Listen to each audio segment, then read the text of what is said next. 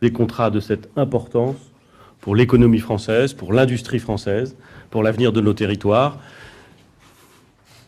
Il arrive parfois qu'en France, on ait du mal à parler des bonnes nouvelles. Et que parfois, on se concentre sur les mauvaises. Il n'est jamais mauvais de parler des mauvaises nouvelles. Mais il faut parler des bonnes. Et aujourd'hui, c'est une bonne nouvelle que nous célébrons.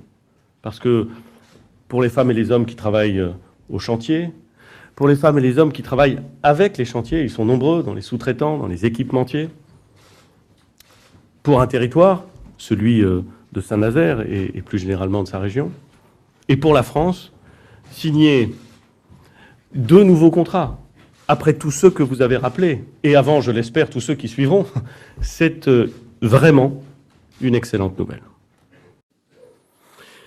Mais si c'est une bonne nouvelle, c'est aussi une bonne nouvelle, ou plus exactement un plaisir de vous accueillir à titre plus personnel.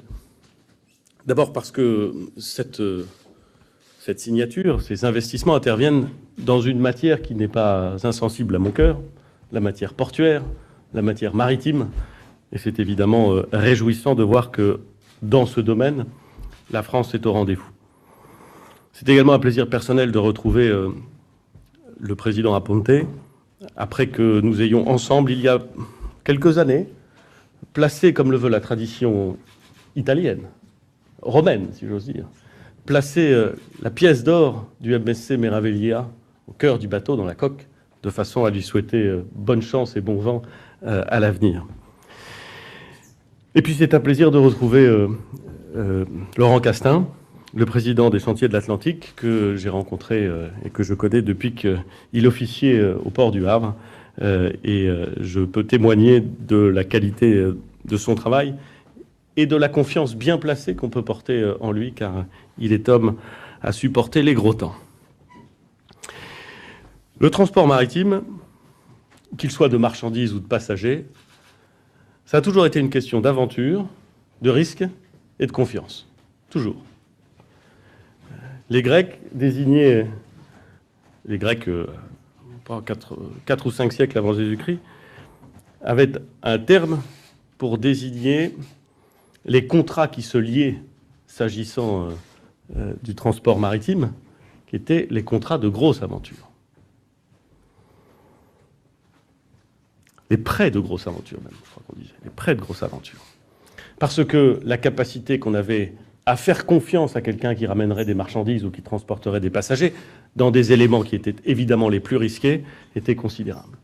Et toujours, quelles que soient les époques, le transport maritime a exigé le sens de l'aventure, la prise de risque et le sens de la confiance.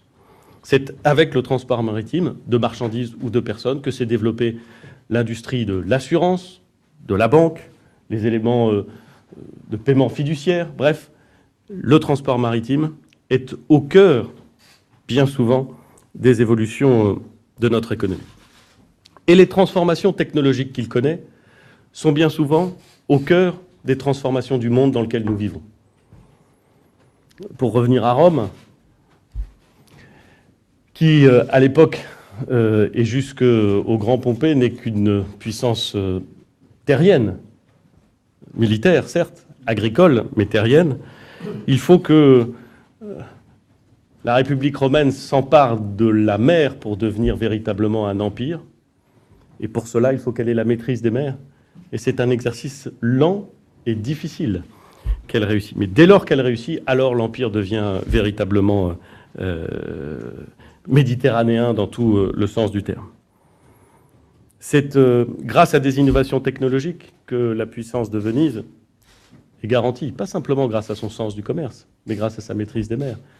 C'est quand on invente la caravelle et qu'on peut donc voyager très loin que le monde change, pour le pire ou pour le meilleur, mais qu'il change très profondément avec l'Amérique, le commerce triangulaire parfois, mais aussi l'expansion du monde tel que nous le connaissons.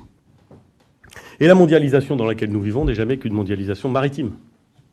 Si aujourd'hui le monde est globalisé, si les échanges prennent une forme quasi instantanée, c'est parce que le commerce passe essentiellement sur la mer, essentiellement sur vos bateaux. Pas seulement les vôtres, Président. Il y a d'autres acteurs, mais beaucoup les vôtres, il faut bien le reconnaître. Il faut bien le reconnaître. Et aujourd'hui, la nouvelle frontière du transport maritime, c'est de s'adapter aux exigences du monde, c'est de faire en sorte qu'elle soit moins émettrice de CO2, moins émettrice de polluants dans sa façon de fonctionner, bref, plus respectueuse d'exigences nouvelles qui sont impératives. De ce point de vue, aussi, les signatures qui vont intervenir aujourd'hui sont de bonnes nouvelles, car elles traduisent la volonté de MSC de passer des modes de propulsion traditionnels à des modes de propulsion plus vertueux. Je pense notamment au GNL, qui impliquera la réduction d'au moins un quart des émissions de CO2 et à terme de beaucoup plus, et la quasi-disparition des particules, ce qui est évidemment extrêmement vertueux en termes d'environnement. À cela doit s'ajouter des mesures sur lesquelles nous travaillons, que ce soit à Marseille, dans le sud, sur les ports méditerranéens, et demain sur les ports de la Manche, des mesures liées à l'électrification des quais, de façon à ce que lorsque les bateaux sont à quai, ils puissent être branchés sur l'électricité, et étant branchés sur l'électricité, ne plus consommer et ne plus rejeter dans l'atmosphère le produit de leur propulsion. Et puis c'est l'étape suivante, et la recherche fondamentale, la recherche appliquée, pour faire en sorte que l'on puisse demain, à l'horizon 2030, 2050, cela peut sembler lointain, mais s'agissant d'investissements aussi massifs, c'est demain, passer à des propulsions totalement neutres en carbone, c'est le défi futur du transport maritime. Tout cela, c'est ce que vous allez signer aujourd'hui. Et tout cela, c'est la traduction de ce combat pour l'attractivité française qui est au cœur des engagements pris par le président de la République en 2017 et qui est au cœur de la politique que nous menons avec le ministre de l'économie et des finances, avec l'ensemble du gouvernement en France. Par des mesures fiscales, parfois décriées, par des mesures sur la compétence, la formation, l'apprentissage, le développement de l'accès à l'enseignement supérieur. Mesures qui sont également parfois décriées. Lorsque nous prenons ces mesures, nous ne les prenons pas simplement pour le plaisir de se faire décrier ou d'être critiqués. Nous le faisons parce que nous sommes certains qu'in fine, ces mesures renforcent l'attractivité industrielle de notre pays et qu'elles justifient la confiance que vous placez dans des entreprises françaises et les investissements que vous réalisez. Le risque, l'aventure, la confiance, c'est vrai pour le domaine maritime, d'une certaine façon c'est vrai pour la vie, et je dois dire que si tous ensemble aujourd'hui nous sommes capables de contribuer à être à la hauteur des enjeux du commerce mondial, du transport maritime, de l'industrie française, de l'attractivité d'un territoire, alors je peux le dire, messieurs les présidents, messieurs les ministres, nous aurons bien travaillé. Merci beaucoup.